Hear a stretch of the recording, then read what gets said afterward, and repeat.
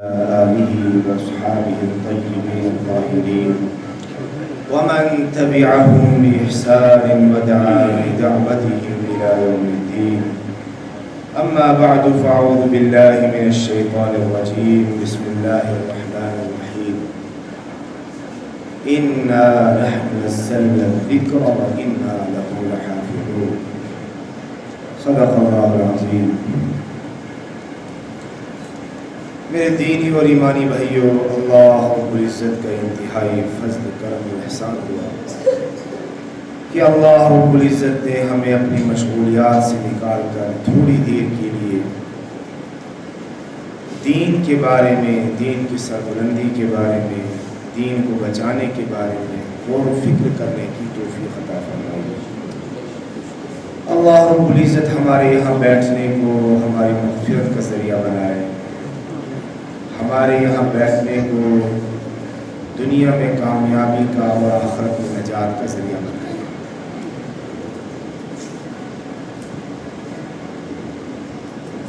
میرے ایمانی بھائیوں، ہم جو اس وقت بیٹھے ہوئے ہیں اللہ کے گھر کے اندر بیٹھے ہوئے ہیں. بیٹھنے سے پہلے ہم سب اپنی نیتوں کے اندر تھوڑا سا استحضار پیدا کریں کہ ہم یہاں کیوں بیٹھے ہیں. اگر یہاں بیٹھنے کا مقصد یہ ہے کہ آج یہاں اجتماع ہے تو چلو بیٹھ لیتے ہیں، اگر بیٹھنے کا مقصد یہ ہے کہ نماز کے بعد پھر کھانا مل جائے گا، اگر بیٹھنے کا مقصد یہ ہے کہ فلاں ہمارا پڑوسی گیا تو ہم لوگ بھی چل کے جاتے ہیں، تو یہ سارے مقصد ایسے ہیں جن مقصدوں کے تحت بیٹھنے سے کچھ فائدہ نہیں ہے. اللہ رب العزت کے یہاں اخلاص کا ذرہ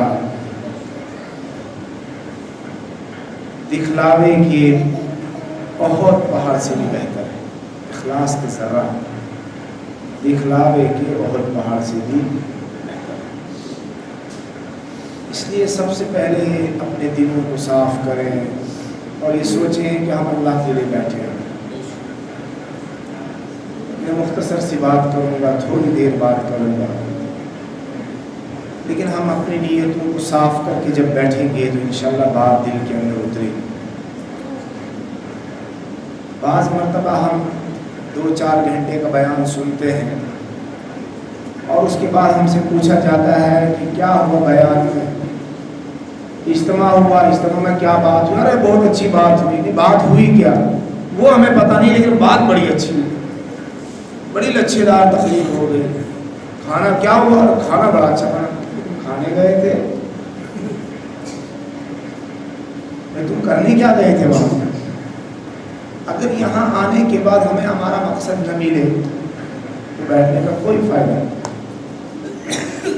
صحابہ کرام رضوان اللہ علیہم اجمعین جب اللہ کے رسول صلی اللہ علیہ وسلم کی مجلس میں بیٹھتے تھے تو دنیا کو پیچھے چھوڑ کر بیٹھتے تھے. مرنا ہے، جینا ہے، سکون ہے، بے سکونی ہے، سب کچھ اللہ اور اس کا رسول. حدیث مبارکہ کے اندر آتا ہے صحابہ کرام رضوان اللہ علیہم اجمعین اللہ کے نبی اکرم صلی اللہ علیہ وسلم کی مجلس میں ایسے باادب ہو کر بیٹھتے تھے، اگر چڑیا آ کر ان کے کندھے پر بیٹھ جاتی تو چڑیا کو یہ احساس نہیں ہوتا تھا کہ یہ آدمی زندہ ہے یا مردہ ہے. یہ سکون ہوتا تھا، مجلس میں بیٹھنے کا یہ ادب ہوتا تھا. پھر جا کر صحابہ کرام رضوان اللہ علیہم اجمعین کی زندگیاں بدلی. میں یہاں آ کر بڑا خوش ہوا. یہاں مجلس میں نے بزرگوں کو دیکھا، جوانوں کو دیکھا، ماشاءاللہ بچوں کو دیکھا کہ کس شوق سے آئے ہیں. بظاہر تو یہ دکھ رہا ہے کہ آپ کے اندر شوق بھی ہے، آپ مسلمان بھی ہیں. اللہ کرے ہمارا باطن بھی مسلمان ہو، ہمارا عقیدہ بھی درست ہو، ہمارے اعمال بھی درست ہو. ہمیں پتہ ہو کہ ہم نماز پڑھتے ہیں تو کیوں پڑھتے ہیں، ہمیں پتہ ہو ہم مدرسہ کھول رہے ہیں تو کیوں کھول رہے ہیں، بھائی وجہ کیا ہے. ہمیں پتہ ہو ہماری عورتوں کے اوپر پردہ فرض اور ضروری ہے تو یہ کیوں ہے؟ یہ وہ بنیادی سوالات ہیں جن کا علم ہر مسلمان کے لیے ضروری ہے۔ ظاہری طور پر ہم 50 سال سے مسلمان ہیں، ہم 30 سال سے مسلمان ہیں، ہم 40 سال سے مسلمان ہیں، ہم 60 سال سے مسلمان ہیں، لیکن کہیں ایسا تو نہیں کہ ہماری 60 سالوں کی ایک نماز بھی قبول نہیں، کہیں ایسا تو نہیں کہ ہماری زندگی بھر کا جو پڑھا ہوا قرآن ہے اس کا ایک لفظ بھی قبول نہیں، کہیں ایسا تو نہیں ہوتا ہے جو قرآن ہم پڑھ رہے ہیں وہ قرآن اللہ کے یہاں مقبول نہیں، جس طریقے سے ہم نماز پڑھ رہے ہیں وہ طریقہ مقبول نہیں۔ اس بات کی فکر کرنا یہ ہر ایک مسلمان کے لیے ضروری ہے۔ اسلام کی جو بنیادیات ہیں ان بنیادیات کو سمجھنا ہے کہ ہماری بیس اور بنیاد صحیح چیزوں پہ کھڑی بھی ہے کہ نہیں ہے۔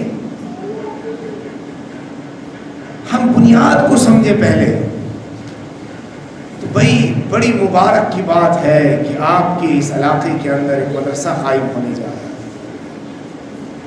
مدرسہ جو ہے اس کو دین کا قلعہ کہا جاتا ہے، اس کو ایسا ٹرانسفارمر کہا جاتا ہے جس کے ذریعے سے ایمان کی بجلی کی سپلائی پورے محلے میں ہوتی ہے۔ اگر مدرسہ قائم ہوگا تو اس مدرسے میں بچے پڑھنے کے لیے آئیں گے، تو جب ہمارا بچہ دیندار ہوگا تو اس بچے کی نسل دیندار ہوگا۔ کبھی ہم یہ نہ سوچیں کہ ہمارا بچہ ہے، کل یہ بچہ جوان ہوگا اور یہی بچہ کسی بچے کا باپ بنے گا، یہی لڑکی یہی بچی کسی بچی کی ماں بنے گی۔ اگر بچی ٹھیک نہیں ہوگی جب وہ ماں بنے گی تو آگے چل کر بچوں کے لیے صحیح ماں ثابت نہیں ہوگی۔ تو گویا ہمارے اس بچے پر ہمارا پورا مستقبل ڈیپینڈ کرتا ہے۔ اس لیے میں بار بار کہہ رہا ہوں ہماری بنیادیں مضبوط ہونی چاہیے۔ قرآن پاک میں اللہ رب العزت فرماتا ہے یریدون لیطفئوا نور اللہ بافواہہم واللہ متم نورہ ولو کرہ الکافرون۔ جب دین محمدی کی شعائیں مکۃ المکرمہ کے اندر پڑھنے لگی تو سارا کا سارا مکہ اسلام اور مسلمانوں کے خلاف ہو گیا۔ سب لوگوں نے یہ چاہا کہ اسلام کو مٹا دیا جائے۔ جو اسلام کے ماننے والے ہیں ان کو زبردست مصیبتیں پہنچائی گئی، زبردست آزمائشوں سے ان کو گزرنا پڑا۔ آپ یقین مانیں کہ حضرت خباب رضی اللہ تعالی عنہ کو گرم انگاروں پر کپڑے کھول کر لٹایا جاتا تھا، اور بلال حبشی رضی اللہ تعالی عنہ کو گرم پتھروں پر کپڑے نکال کر لٹایا جاتا تھا اور ان کے سینے پر پتھر رکھ دیا جاتا تھا۔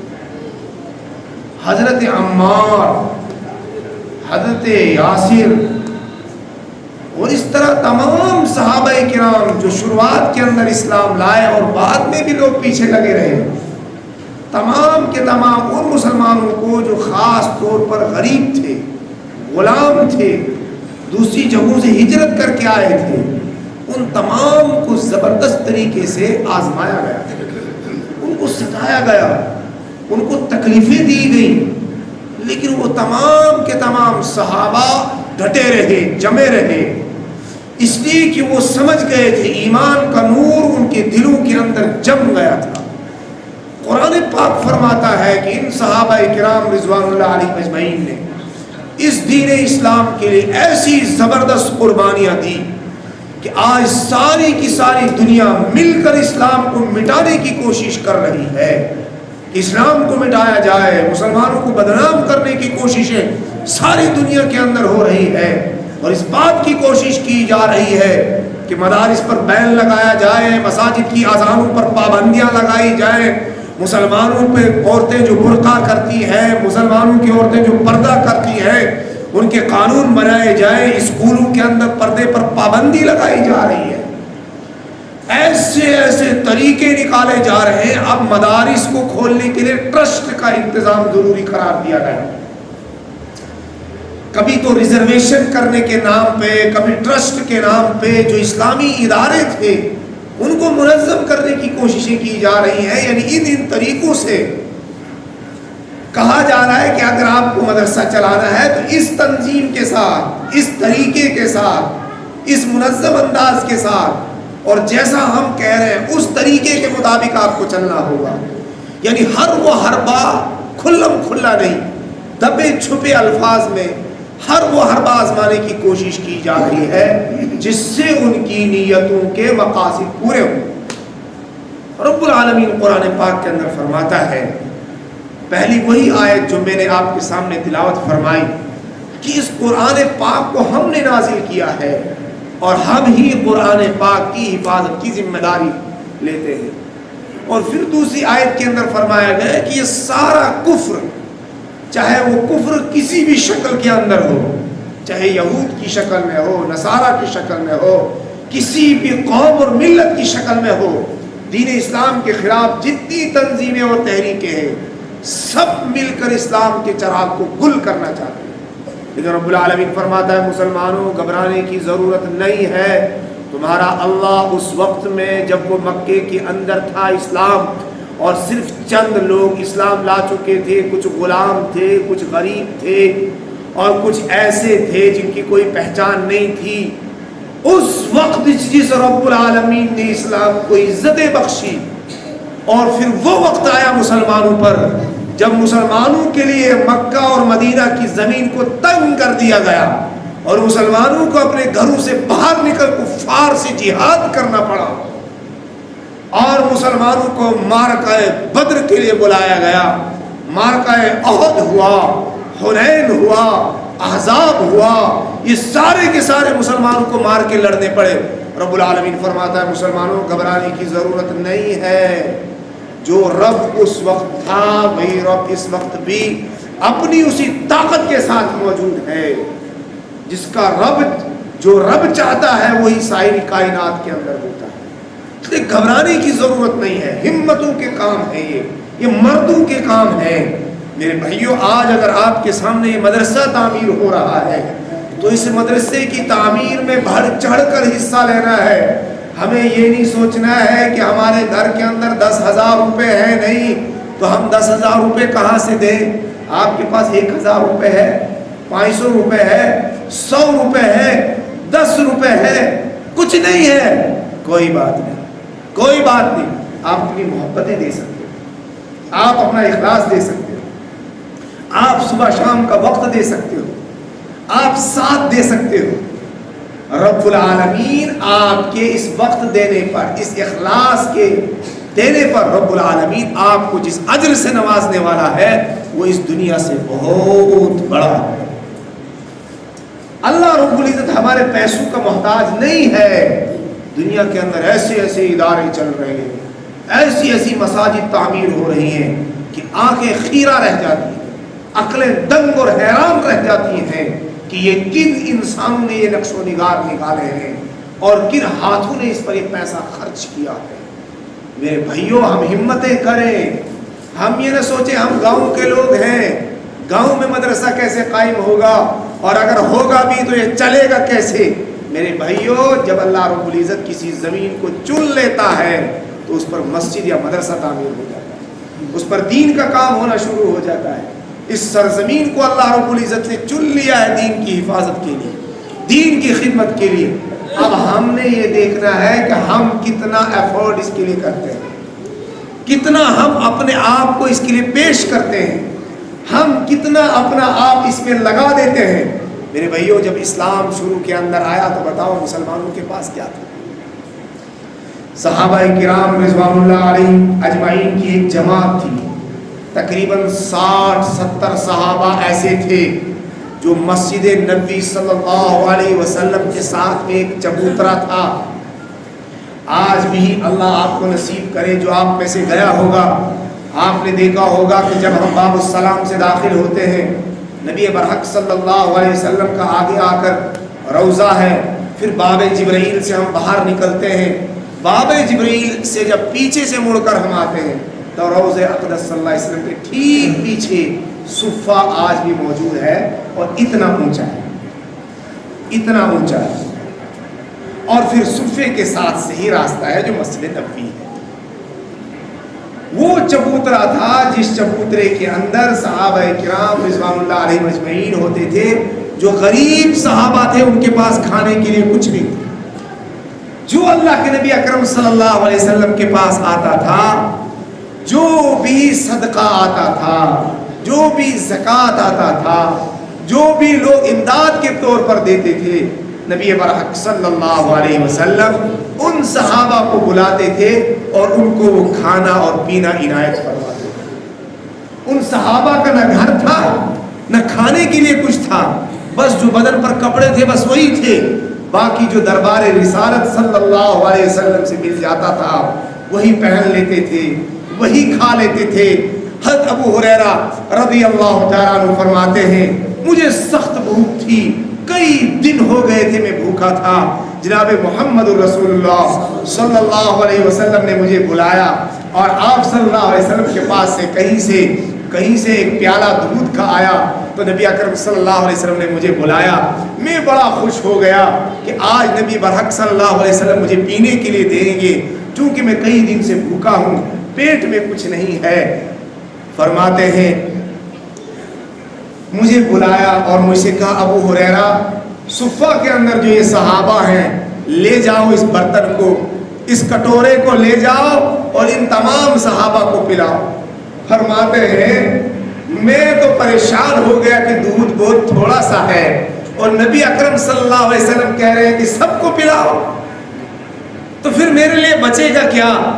ابو ہریرہ رضی اللہ تعالیٰ عنہ اس پیالے دودھ کے پیالے کو لیتے ہیں، ایک طرف سے پلانا شروع کرتے ہیں، ایک صحابی پیتے ہیں پورا سیر ہو کر، دوسرے کو دیتے ہیں، دوسرے بھی سیر ہوتے ہیں، یہاں تک کہ صفے میں موجود تمام صحابہ اس دودھ کو پیتے ہیں۔ ابو ہریرہ فرماتے ہیں پھر میں نے اس کٹورے کو پکڑا اور اس سے میں نے دودھ پیا، میں بھی سیر ہو گیا۔ نبی اکرم صلی اللہ علیہ وسلم نے فرمایا ابو ہریرہ اور پیو، میں نے اور پیا، پھر میں نے واپس کیا۔ آپ صلی اللہ علیہ وسلم نے فرمایا ابو ہریرہ اور پیو، میں نے اور پیا، پھر میں نے کہا یا رسول اللہ صلی اللہ علیہ وسلم بس۔ میں نے دیکھا پیالہ میں اتنا ہی دودھ موجود تھا جتنا رسول اللہ صلی اللہ علیہ وسلم نے مجھے عنایت فرمایا تھا۔ اس کے بعد نبی اکرم صلی اللہ علیہ وسلم نے اس دودھ کو، میں عرض یہ کر رہا تھا کہ صحابہ کی یہ حالت تھی۔ ابو ہریرہ رضی اللہ تعالیٰ عنہ فرماتے ہیں کہ مسجد نبی صلی اللہ علیہ وسلم کے دروازے میں میں پڑا ہوا ہوتا تھا، اور مجھے بھوک کی وجہ سے دورہ پڑ جاتا تھا، بے ہوش ہو کر میں گر جاتا تھا۔ آنے والے صحابہ یہ سمجھتے تھے شاید اس کو مرگی کا دورہ پڑ گیا ہے، اس لیے وہ آتے وقت میری گردن پر پیر رکھ دیا کرتے تھے، جبکہ مجھے مرگی نہیں ہوا کرتی تھی، مجھے بھوک ہوا کرتی تھی۔ میرے بھائیوں، ان حالات کے اندر یہ دین نکلا ہے، ان حالات کے اندر ان حالات کے اندر اس اسلام کو ترویج ملی ہے، یہ اسلام پھیلا ہے ان حالات کے اندر، اور غریب مسلمانوں کے ذریعے سے غریب مسلمانوں نے اسلام کو سب سے پہلے لیا، اور آخر کے اندر بھی غریب ہی ہوں گے جو اسلام کو تھامے ہوئے ہوں گے۔ نبی برحق صلی اللہ علیہ وسلم نے فرمایا بدأ الاسلام غریبا وسيعود كما بدأ فطوبى للغرباء او كما قال علیہ الصلاۃ والسلام۔ آپ صلی اللہ علیہ وسلم نے فرمایا اسلام جو ہے غریبوں سے شروع ہوا، یا اجنبی طور پر دونوں ترجمے، لیکن غریبوں سے شروع ہوا، اور عن قریب اسلام پھر دوبارہ ویسے ہی لوٹ کر آئے گا۔ مطلب یہ کہ دین پرست، دین کو ماننے والے، دین کے لیے قربانی دینے والے غریب لوگ ہوں گے، جو اپنا سب کچھ دین اسلام کے لیے وقف کرنا چاہیں گے، دین اسلام کے لیے قبول کرنا چاہیں گے۔ جب قیامت قریب ہوگی تو غریب لوگ ہی دین اسلام پہ چلنے والے ہوں گے۔ اور پھر فرمایا نبی پر حق صلی اللہ علیہ وسلم نے فطوبى للغرباء، ان غریبوں کے لیے، ان کمزوروں کے لیے اللہ کے نبی اکرم صلی اللہ علیہ وسلم نے فرمایا ان کے لیے خوشخبری ہے۔ میرے بھائیوں، آج ہم سے اگر مطالبہ ہو رہا ہے تو ہم نے یہ دیکھنا ہے اس دور کے اندر صحابہ کرام رضوان اللہ علیہم اجمعین نے اپنی غربت کے باوجود ساتھ دیا۔ جس صحابی کے پاس کھجوریں ہوتی تھی وہ اپنے باغ کی کھجوریں اٹھا کر ان کے قدموں میں رکھ دیا کرتے تھے۔ اگر کسی کے پاس کوئی غلہ ہوتا تھا تو وہ غلہ اٹھا کر نبی اکرم صلی اللہ علیہ وسلم کی خدمت میں پہنچاتے۔ آپ صلی اللہ علیہ وسلم اس کھانے کو ان غریب صحابہ کے اندر تقسیم کر دیتے۔ میرے بھائیوں، دین اسلام ہم سب کے لیے ایک ایسا دین ہے جو ہم کو راہ دکھانے والا ہے۔ صحابہ کے مقدس نفوس، ان سے ایسی روشنی ہمیں قیامت تک ملنے والی ہے کہ ہمیں دنیا کی کسی روشنی کی کوئی ضرورت نہیں۔ اس لیے میرے بھائیوں، اس دین اسلام کو تھامنا ہے، اور اس دور کے اندر جو انتہائی خطرناک دور ہے فحاشیت کا، عریانیت کا، بے حیائی کا، بے غیرتی کا، ایک دورہ ہے اس وقت، ایک خطرناک دور چل رہا ہے، جس دور میں اپنے ایمان کی، اپنے اعمال کی، اپنے اخلاق کی حفاظت کرنا پہلے سے زیادہ مشکل ہوتا جا رہا ہے۔ اس دور کے اندر اپنے ایمان کی حفاظت کی فکر کرنا سب سے بڑے ایماندار ہونے کی دلیل ہے۔ اس دور کے اندر ہر مسلمان بلکہ ہر انسان پیسوں کے پیچھے لگا ہوا ہے۔ پیسوں کی لالچ، دنیا کی لالچ، دنیا کی تمنائیں، بڑی سے بڑی کوٹھیوں کی تمنائیں، بڑی سے بڑی گاڑیوں کی تمنائیں ہمارے دلوں کے اندر پنپ رہی ہیں، جبکہ یہ دنیا، اس دنیا کے بارے میں کہا گیا کہ اگر یہ دنیا اللہ رب العزت کے نزدیک تھوڑی بھی محبوب ہوتی، اس کی قیمت اگر مچھر کے پر کے برابر بھی ہوتی، نبی برحق صلی اللہ علیہ وسلم نے فرمایا رب العالمین کفار کو، اللہ کے نہ ماننے والے لوگوں کو ایک پانی کا گھونٹ بھی نہیں دیتا۔ اس لیے اس دور کے اندر ہمیں پہلے سے زیادہ اپنے ایمان اور عقیدے کی حفاظت کرنی ہے، اپنے ایمان کو بچا کر قبر تک لے جانا ہے، اپنے اعمال کو ایسا نورانی بنانا ہے کہ جن اعمال کی کل قیامت کے روز اللہ کی دربار میں قدر و قیمت ہو۔ ہم اس بات کی طرف نہ جائیں کہ ایک جاہل، ایک وہ آدمی جس کے پاس دین کی کوئی روشنی موجود نہیں ہے، وہ کیا کر رہا ہے؟ اگر وہ نمازیں چھوڑ رہا ہے تو ہم بھی نمازیں چھوڑ رہے ہیں، اگر ان کی لڑکی بے پردہ گھوم رہی تو ہماری لڑکی بھی بے پردہ گھوم رہی ہے، ان کا نوجوان لڑکا فلمیں دیکھ رہا ہے، ہمارا بچہ بھی فلمیں دیکھ رہا ہے، ان کا بچہ گانے سن رہا ہے، ہمارا بچہ بھی گانے سن رہا ہے، ان کی بہو، ان کی بیٹی ڈرامے دیکھتی ہے، ہماری بیٹی بھی ڈرامے دیکھتی ہے۔ تو میرے بھائیوں، ان کے اور ہمارے درمیان کیا فرق رہا؟ ذرا وہ واقعہ یاد کیجئے جب حضرت امیر المؤمنین حضرت عمر فاروق رضی اللہ تعالیٰ عنہ مدینے کی گلیوں کے اندر گشت کر رہے تھے۔ اسلام کا وہ دور چل رہا تھا جو دور اسلام کا سنہری دور کہلاتا ہے۔ نبی برحق صلی اللہ علیہ وسلم دنیا سے جا چکے ہیں، حضرت ابوبکر صدیق رضی اللہ تعالیٰ عنہ اپنی خلافت مکمل کر چکے ہیں، عمر فاروق رضی اللہ تعالیٰ عنہ کا زمانہ ہے، اور عمر فاروق رضی اللہ تعالیٰ عنہ رات کو گشت کر رہے ہیں، اور گشت کرتے کرتے گھر کے قریب پہنچتے ہیں، اور گھر سے یہ آواز آتی ہے، ماں بیٹی سے کہہ رہی ہے بیٹا دودھ کے اندر پانی ملا دو، اور بیٹی کہہ رہی ہے کہ میں دودھ کے اندر پانی نہیں ملا سکتی، اس لیے کہ امیر المومنین نے دودھ کے اندر پانی ملانے سے منع فرمایا۔ ماں کہتی ہے بیٹا اس وقت رات ہے، رات کو امیر المومنین تو نہیں دیکھ رہا ہے، اس لیے دودھ میں پانی ملانے سے کیا رکاوٹ ہے؟ بیٹی کہتی ہے اگر امیر المومنین نہیں دیکھ رہا ہے لیکن ہمارا رب تو ہمیں دیکھ رہا ہے۔ یہ غیرت اس بچی کے اندر کہاں سے پیدا ہوئی؟ یہ تربیت کی وجہ سے، ایک ایسی تربیت صحابیہ کو مل چکی تھی، صحابہ کو ایک ایسی تربیت ملی تھی جس تربیت میں رہ کر ان کا ایمان پروان چڑھا تھا، وہ نبی برحق صلی اللہ علیہ وسلم کی تربیت تھی۔ وہ حضرت بکر صدیق رضی اللہ تعالیٰ کی تربیت تھی، وہ عمر فاروق کی تربیت تھی۔ آج ہماری بچیوں کی تربیت کا کوئی نظام نہیں ہے۔ بچیاں موبائل دیکھ کر اپنے ایمان کا بیڑا غرق کر رہی ہے اور غیروں کے ساتھ ان کے رشتے جڑ رہے ہیں، ایک ایسے نوجوانوں کے ساتھ جن کو پیشاب کرنے کا، ہگنے اور مودنے کا طریقہ معلوم نہیں ہے، جو کھڑے ہو کر اپنے باپ کی نماز جنازہ نہیں پڑھا سکتے ہیں، جنہیں نماز پڑھنے کا سلیقہ نہیں ہے۔ نوجوان ہماری بچیاں غیروں کے ہاتھوں میں چلی جا رہی ہے اور ایسے جوانوں سے ان کے رشتے جڑ رہے ہیں، اور وہ بے غیرتی کا مظاہرہ جو چھپ کر ہوتا تھا آج ننگا ناچ کی طرح بازاروں کے اندر اور گلیوں اور راستوں میں ہو رہا ہے، اور پوری دنیا کو کباڑ خانہ بنا دیا گیا ہے۔ جس زمین کے بارے میں رب العالمین نے فرمایا یہ زمین اللہ کی ہے، یہاں قانون اللہ کا چلے گا، ساری کائنات کا مالک اللہ ہے۔ میرے بھائیوں، ابھی رب العالمین خاموش ہے، جس روز اس کی لاٹھی پڑے گی ساری دنیا ہل کر راکھ ہو جائے گی۔ اذا زلزلت الارض زلزالہا، جب زمین پر زلزلہ قائم ہو جائے گا تمہاری جوانیاں ختم ہو جائے گی، روب و دبدبے کا جنازہ نکل جائے گا، انسانیت، فحاشیت اور ریانیت ختم ہو جائے گی۔ اس وقت رب العالمین فرمائے گا اب تمہاری جوانیاں وہ کہاں ہیں؟ تم داغ والی جوانیاں لے کر آئے ہو، بے غیرتی والی جوانیاں لے کر آئے ہو، ایسے کان لے کر آئے ہو جن کانوں سے گانے سنتے تھے، ایسی آنکھیں لے کر آئے ہو جن آنکھوں سے زندگی بھر صرف زنا کیا ہے۔ میرے بھائیوں، ہم اس وقت اپنی زندگی کا کیا حساب دیں گے؟ یہ تو بڑی اچھی بات ہوئی کہ آپ کے یہاں دینی ادارہ قائم ہوا، انشاءاللہ امید تو یہ ہے کہ ان اداروں سے ایسی شمعیں روشن ہوں گی جو ساری بستی کو نور کا محل بنا دیں گی۔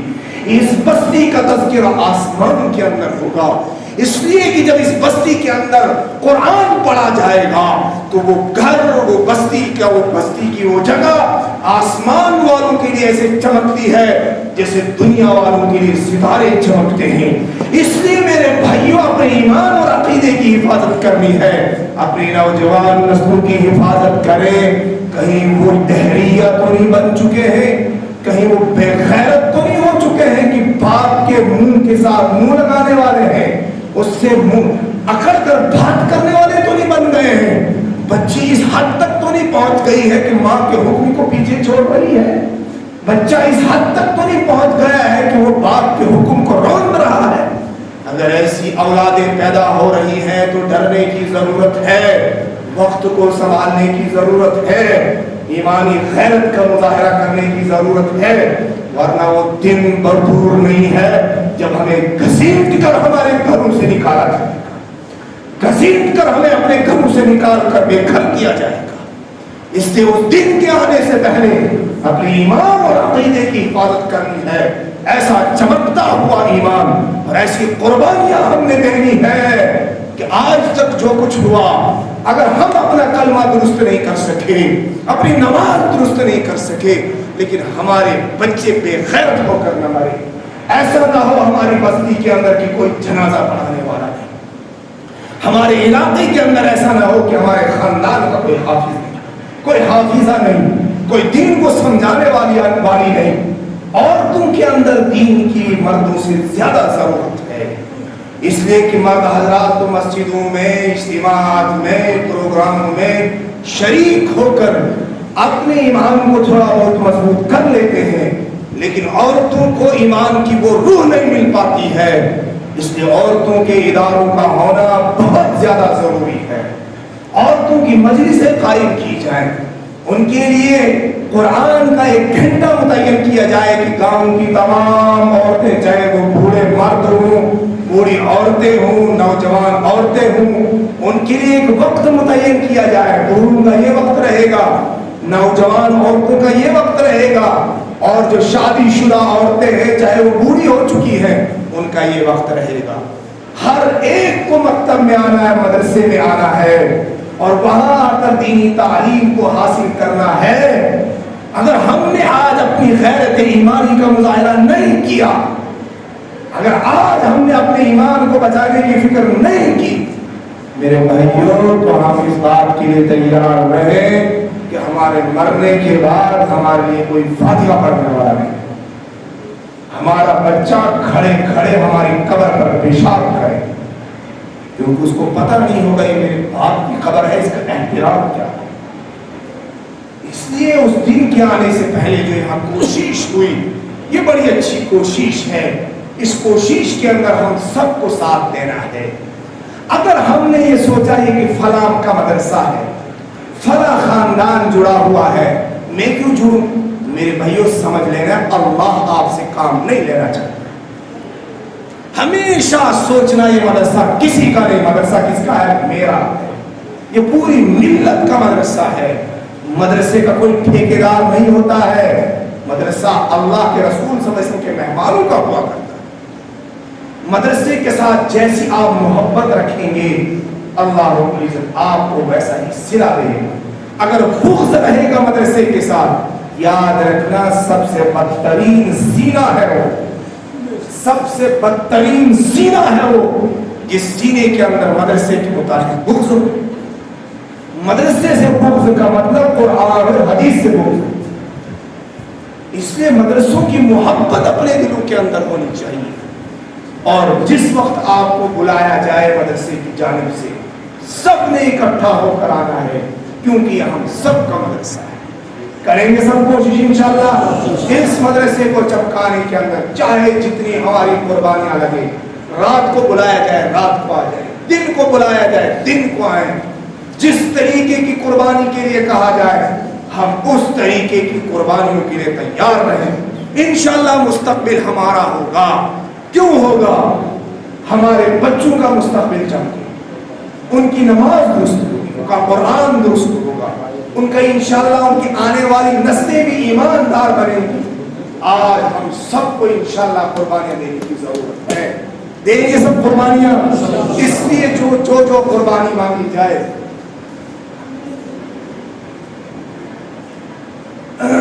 تو ہر طرح کی قربانی جو میں نے آپ کے سامنے پیش کیا، ہر طرح کی قربانی کے لیے تیار ہے.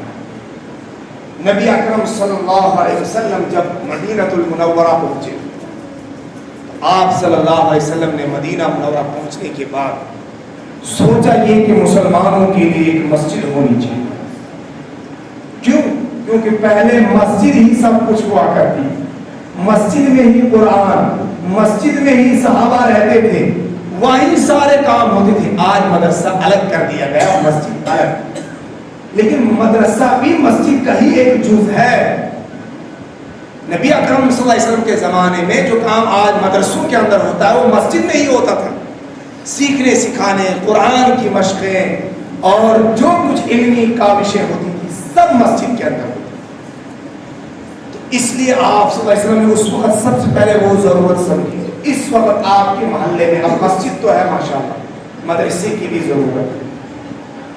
اب ہم نے یہ دیکھنا ہے کہ ہم کتنا دے سکتے ہیں مدرسے کے، کتنا ہم خرچ کر سکتے ہیں. آپ سے یہ نہیں کہا جائے گا آپ 10 لاکھ دو، آپ 1 لاکھ کی مالک آپ سے 10 لاکھ مانگا جائے گا. نہیں، آپ 1 کروڑ کے مالک ہیں، آپ 10 لاکھ دے سکتے ہیں، دیجیے. جتنا آپ کو اللہ رب العزت نے دیا ہے اس کے مطابق اپنا آپ پیش کیجئے کہ آپ میں سے کون کتنے 1000 روپے، کتنے روپے، کتنی زمین، کتنی کوئی چیز مدرسے کے نام وقف کرنا چاہتا ہے. بتائیے اب مجلس کے اندر کون کتنا مدرسے کے لیے دینے کے لیے تیار ہے؟